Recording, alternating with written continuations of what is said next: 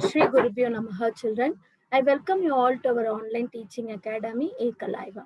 Today in this video, we are going to start with the processes involved in respiration. Okay, in our last few videos, okay, we saw about the structure of our respiratory system, and today we are going to start with the steps involved in the process of respiration. Okay, actually respiration involves three important processes, okay, like a breathing, gaseous exchange, cellular respiration, okay, all those things, okay, in our introduction we have seen. Okay, sequentially, okay, how stepwise this process is going to take place when you see, okay, it is taking place in all these five steps, that is breathing or pulmonary ventilation. Okay, breathing or pulmonary ventilation, that is, okay, in this process we are taking atmospheric air, okay, into our respiratory system, and carbon dioxide produced in our body is collected in our alveolar sac and which is going to be released out. That is, we are calling it as pulmonary ventilation. Then diffusion of gases across alveolar membrane. Across the alveolar membrane, the gases are going to be diffused, that is in between the alveolar sac and the blood. Okay, it is going to be diffused between the alveolar sac and the blood. Then transport of gases by the blood. Okay, so we are going to see how the oxygen is transported in our body and how this carbon dioxide is going to be transported. Then diffusion actually taking place in two places, that is, one is between our blood and alveolar sac. The next time it is taking place between the blood and tissue, okay, where it is going to give oxygen to the tissues and taking carbon dioxide from the tissues to the blood. Okay, then the last one is cellular respiration, utilization of oxygen by the cells for catabolic reaction to produce energy. So this is about the steps involved in respiration, and here we are going to concentrate on three important processes, that is pulmonary ventilation, diffusion of gases, okay, that is how the gases are okay diffusing, that is in both the things, that is across the alveolar membrane and across, that is between the blood and tissues. Okay, then transport of gases, we are going to start with breathing or pulmonary ventilation. Okay, so pulmonary ventilation in the sense the atmospheric air, okay, which is rich in oxygen, it is taken into our respiratory system, that is to our lungs, it is reaching our alveolar sac. Okay, so actually this pulmonary ventilation, it involves two important process. Okay, two important process. What are those two important process when you see? That is inspiration and expiration. Okay, inspiration and expiration. So what is that inspiration and expiration? When you see inspiration, we are simply calling it as inhalation. Okay, intake of air. Okay, intake of air, we are calling this as our inspiration. So inspiration is, okay, simply we are calling that as our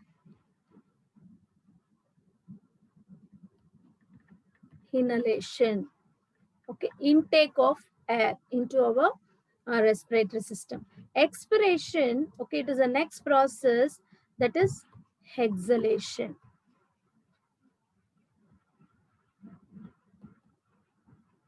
Exhalation is a process in which we are going to release, okay, release the air which is rich in carbon dioxide to the atmosphere from our lungs. Okay, so we'll see how this inspiration and expiration is taking place.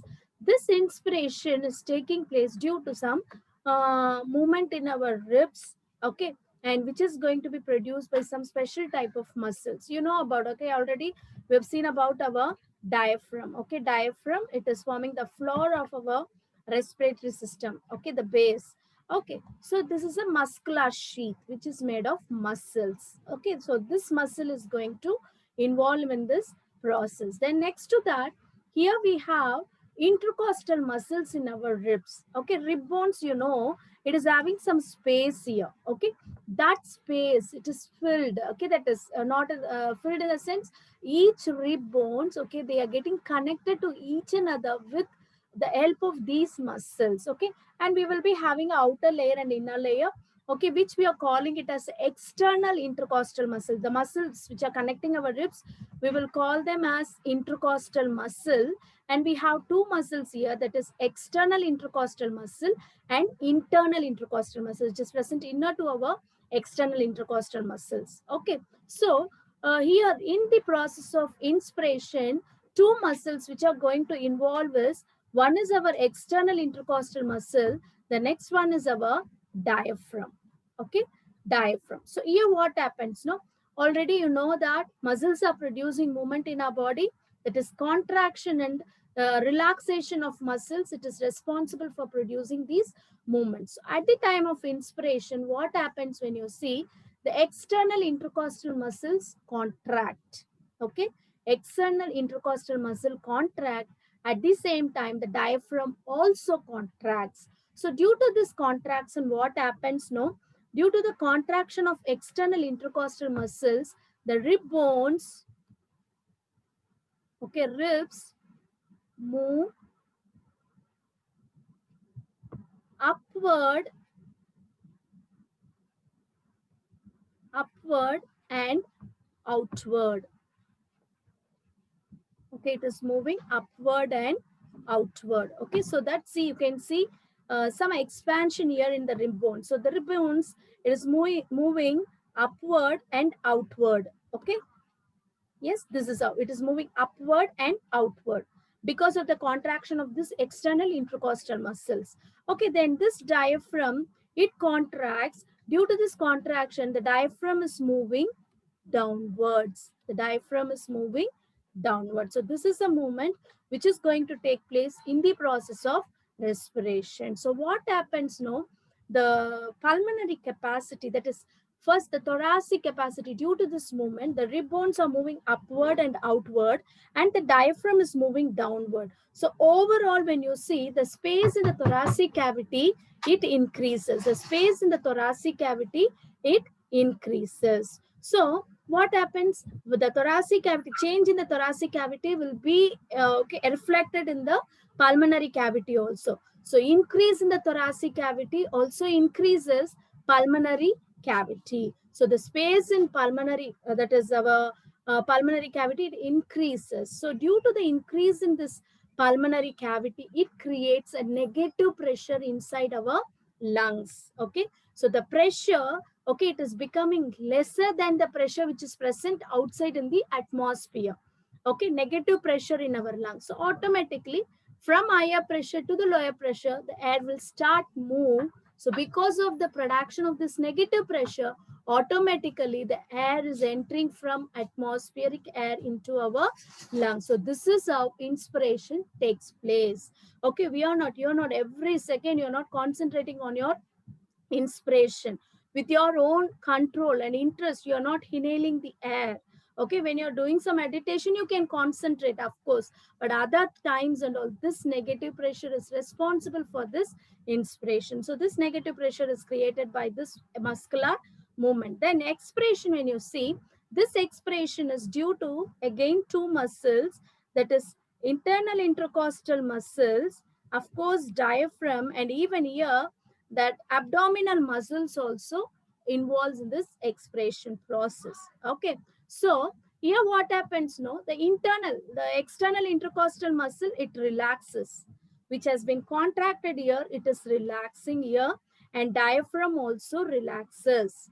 Okay, so due to this, and at the same time, the internal intercostal muscles, okay, the internal intercostal muscles, these muscles will contract, and abdominal muscles also contract. So this contraction of internal intercostal muscles and abdominal muscles and relaxation of external intercostal muscle and diaphragm, okay, it is doing something here. So what happens, no, the rib bone which moves upward and outward, here these rib bones will move, okay, it is going downwards and inward. The rib bones are moving downwards and inward. Okay, they are moving downwards and inward, and at the same time, see, you can see the diaphragm is moving upward. So when it is moving upward, automatically you can see there is reduction in the thoracic cavity. So the reduction in the thoracic cavity also decreases the pulmonary cavity.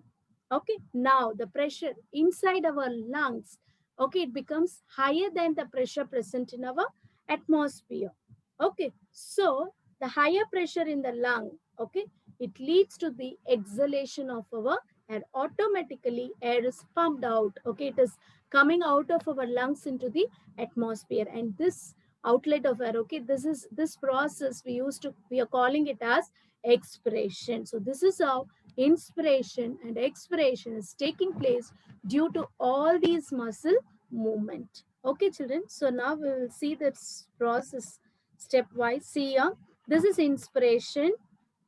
Okay, so what happens? Inspiratory muscles, they are nothing but the external intercostal muscles and diaphragm.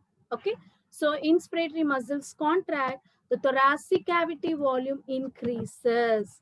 Okay, when the thoracic cavity volume increases, lung, it is getting enough space for its expansion. So the lungs are stretched, so intrapulmonary volume increases, so intrapulmonary pressure drops. A negative pressure is created here. So due to this, air flows into the lungs down its pressure gradient from higher pressure to lower pressure. Okay. So here I told you, the lungs are moving upward and outward, elevated.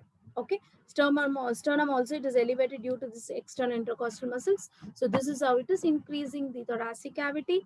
Pulmonary cavity creates negative pressure, so inspiration takes place. Okay, the next one, expiration. When you see, inspirating muscles relaxes. Okay, external intercostal muscle relax, but internal intercostal muscle contract, and diaphragm also relaxes, and you can see the reduction here in the thoracic cavity. So it also decreases. See, thoracic cavity volume decreases, so elastic lungs recoil passively. So intrapulmonary volume decreases, which leads to increase in the pressure. Positive pressure is created in our lungs. Due to that, from the from the lungs, we are exhaling our air out. So this is how inspiration and expiration takes place in our body. Thank you, children. In our next video, okay, we will start with the exchange of our gases. Thank you, children.